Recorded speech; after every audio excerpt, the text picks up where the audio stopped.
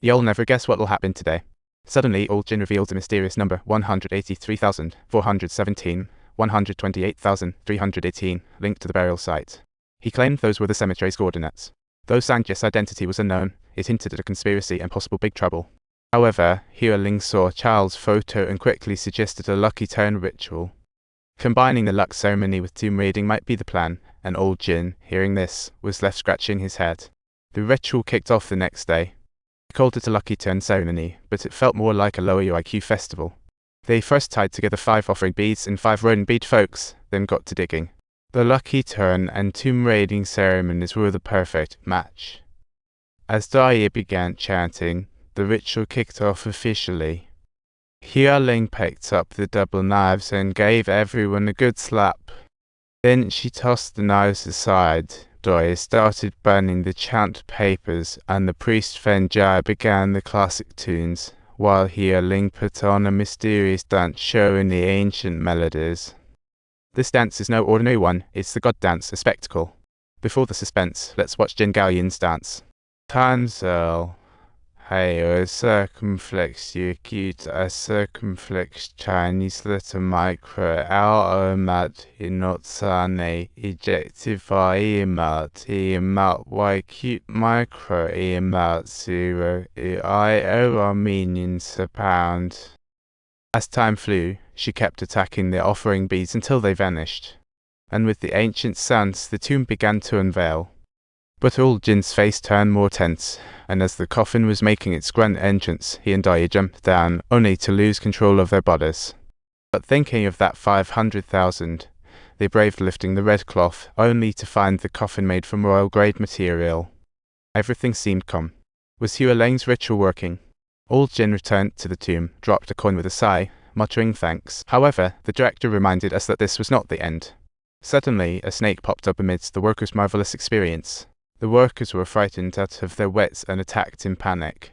But shockingly, all they heard was a spine-chilling scream that even made Hua-Ling shiver. He looked up in disbelief. Just moments ago, a clear sky, and now, dark clouds loomed ominously. As the truck carried the coffin downhill, out of nowhere, it poured rain. Old Jin hurriedly got off to tell Zhilong cremation wasn't possible in the rain, as the deceased couldn't reincarnate happily then. But they could use their connections to quietly send the coffin to the hospital morgue and wait for the rain to stop tomorrow. Zhilong reluctantly agreed. The morgue attendant took the money, letting everyone rest the coffin briefly. At that moment, old Jin suddenly remembered the Bobo temple from his first visit and sped over there. He was puzzled about this mysterious temple in the wilderness and the legendary Sanjay. He immediately asked the temple elder if the abbot here was Sanjay a century ago. The elder shook his head. Subtitles, he said, had never heard the name. Old Jin asked again if he knew about the mountain coffin. The old man mentioned old rumors. He said some claimed there was a treasure buried here, which is why many grave robbers had visited. The old man asked old Jin if he'd ever dug around there. Was there really treasure? But at that moment, an unexpected figure quietly wielding a hammer headed towards the morgue. It was the old manager of the morgue.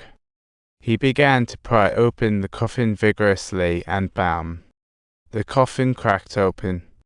At that moment, the priest Fenjai and the witch Hua-Ling crossed paths, and suddenly a mysterious force shot through Hua-Ling's head. The old man, realizing his cover was blown, bolted, and upon hearing this, old Jin and Daya were alarmed, racing to check on Hua-Ling at the hospital. What's going on? The master's demeanor was strange.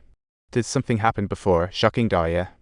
Hua-Ling explained it was the evil thing in the coffin causing the problem. In a quiet house, Zhilong's father was sitting leisurely. However, he was oblivious to the changes.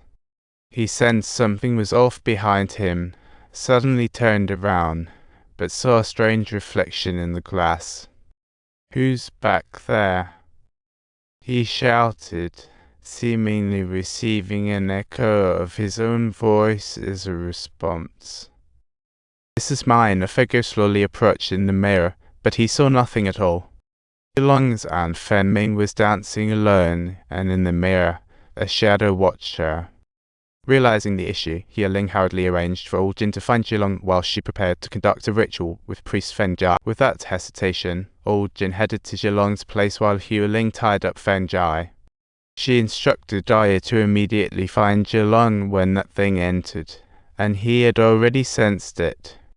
After tying up Feng Jai, Hua Ling began to ring the gong, and the atmosphere turned mysteriously charged. Amid the strange melodies, the coffin began to stir, while Zhilong was enjoying the comfort of his bath. On the other side, the coffin faced bizarre changes as the flower in Feng Ji's hands inexplicably dropped. Daya peeked through the glass and was shocked to find it was not Feng Jai anymore.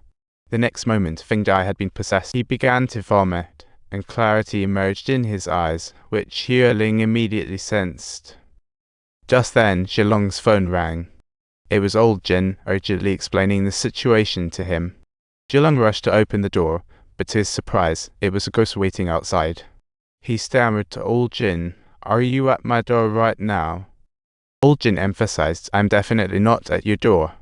What I'm saying is, "The coffin has been opened." Zhilong looked alarmed, while the shouting continued at the door, "Don't open the door." An eerie atmosphere lingered, and this was just the beginning. Don't forget to subscribe to our channel for more thrilling stories.